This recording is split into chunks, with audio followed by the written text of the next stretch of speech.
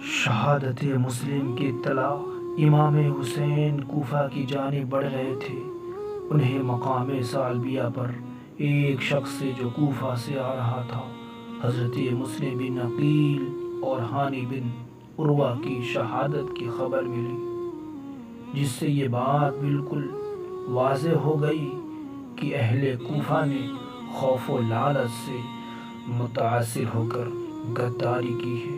ایسے ماحول میں کوفہ جانا دانش مندی نہ تھی۔ آپ کے ساتھیوں نے واپسی کا مشورہ دیا۔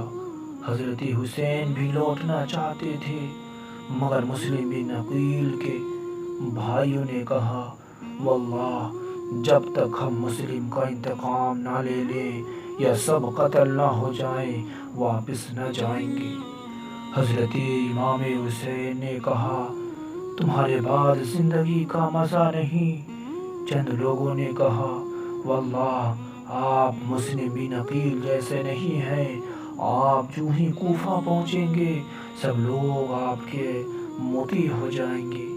یزیدی لشکر کا مقدمۃ الجوش، دوپہر کا وقت، تپتا ہوا صحرا، مقام شراف، دور سے گرد و غبار کا بادل دیکھ کر لوگوں نے نعرہ تکبیر بلند کیا۔ وجہ دریافت کی گئی تو کہا گیا کہ ہمیں گھنا درختوں کا باغ دکھائی دیتا ہے۔ حضرت حسین نے کہا، یہ باغ نہیں، سواروں کی پیش رفت کی دھول ہے۔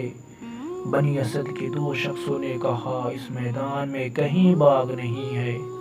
پھر حسین پناہ کی تلاش میں چلے، مگر ابھی مقصود تک پہنچنے نہ پائے تھے کہ 1000 سواروں پر مشتمل یزیدی لشکر ہر اول دستہ حور بن یزید تمیمی اربوی کی قیادت میں سامنے آ پہنچا۔ ظہر کا وقت ہوا، اذان دی گئی۔ حضرت امام حسین کھلے میدان میں تشریف لائے اور ارشاد فرمایا، اے لوگو، میں تمہارے پاس آج خود نہیں آیا۔ اب اگر تم لوگ اپنا اقرار پورا کرو تو میں تمہارے شہر چلوں، اور اگر تمہارے شہر میں میرے داخل ہونے سے تم کو نفرت ہو تو اجازت دو کہ میں جس شہر سے آیا ہوں واپس جاؤں۔ کسی نے کچھ جواب نہ دیا۔ حور نے اپنے ساتھیوں کے ساتھ آپ کی قیادت میں نماز ادا کی۔ آپ قیام گاہ پر واپس آئے اور حور اپنی ٹھکانے کی جانب روانہ ہوئے۔ عصر کی اذان کے بعد جب حور اور ان کے ہمراہی نماز کے لیے آئے تو حضرت امام حسین نے خطاب فرمایا، اے لوگو، اگر تم اللہ سے ڈرو اور حق کو پہچانو تو خدا کی خوشنودی حاصل کرو گے۔ ان سے ظالموں، ناحق شاسنوں سے جو مدعی امارت ہے، ہم زیادہ مستحق خلافت ہیں۔ اور اگر تم یہ بات ناگوار سمجھتے ہو اور تم ہمارے حقوق کو بھلا بیٹھے ہو، تمہاری وہ رائے بدل جائے جس کو تم نے اپنے قاصدوں اور خطوط کے ذریعے سے ظاہر کیا تھا، تو ہم واپس جائیں۔ حور نے جواب دیا، خدا کی قسم، ہمیں ان قاصدوں اور خطوط کی اطلاع نہیں جن کا تم بار بار ذکر کر رہے ہو۔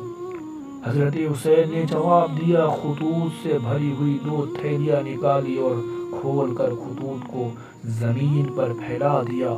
حور نے کہا، ہم نے یہ خطوط نہیں لکھے، ہم کو تو یہ حکم دیا گیا ہے کہ تم سے اگر ملاقات ہو جائے تو ہم تم کو اس وقت تک نہ چھوڑے جب تک کہ تمہیں عبید اللہ بن زیاد امیر کوفہ کے پاس نہ لے جائیں۔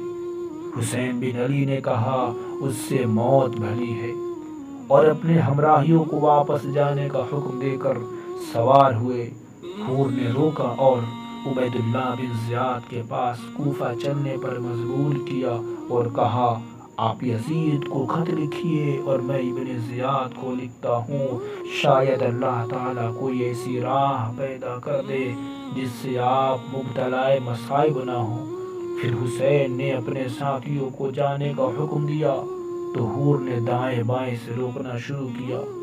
حضرت حسین نے لوگوں کے روبرو آ کر ایک خطبہ ارشاد فرمایا، اے لوگو، رسول اللہ صلی اللہ علیہ وسلم نے فرمایا، جس شخص نے کسی ظالم بادشاہ کو دیکھا کہ وہ اللہ تعالیٰ کے محرمات کو حلال کرتا ہے، اس کے عہد کو توڑتا ہے، رسول اللہ صلی اللہ علیہ وسلم کی پیروی نہیں کرتا ہے، خلق اللہ میں ظلم و گناہ کے کام کرتا ہے، پھر اس نے کسی قسم کی قولی یا عملی دست دراز نہ کی تو اللہ تعالیٰ اس کو بھی اس کے ساتھ شمار کرے گا۔ آگاہ ہو جاؤ ان لوگوں سے، یزید اور عمرہ یزید نے اللہ تعالیٰ کی اطاعت چھوڑ کر شیطان کی تابعداری شروع کی ہے، فتنہ و فساد برپا کر دیا ہے، حدود شرعی سے دستکش ہو گئے ہیں، مال غنیمت کو اپنا مال سمجھ لیا ہے، حلال کو حرام اور حرام کو حلال کر دیا ہے۔ میں ان لوگوں سے زیادہ صاحب الامر ہونے کا مستحق ہوں۔ تمہارے خطوط اور قاصد میرے پاس آئے اور تم نے مجھ کو بیعت کرنے کے لیے بلایا، اب تم مجھے رسوا نہ کرو۔